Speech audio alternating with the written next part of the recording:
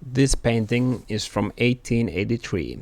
The symbolism of the smoke is quite clear. She almost leans out of the painting with her cigarette, showcasing her liberty and power.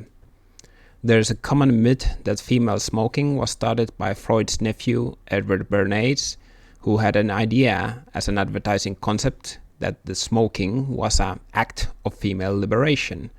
But this painting proves that the symbolism is much older than that.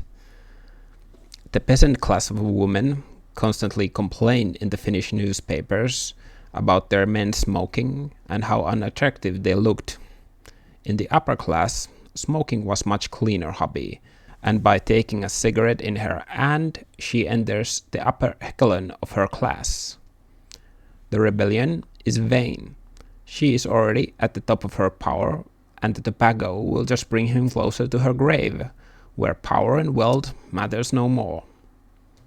Interesting trivia about this woman is that century later, one of her relative's sons is a hardline communist in Finland, but as a son of a banker, he slowly turns away from the hobby of rebellion and takes the role of Finland's richest man, praising market capitalism for everyone.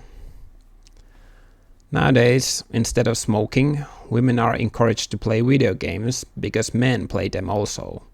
Quite funny that men who isolate themselves and waste their life in simulation are some sort of admirable goal for a feminist.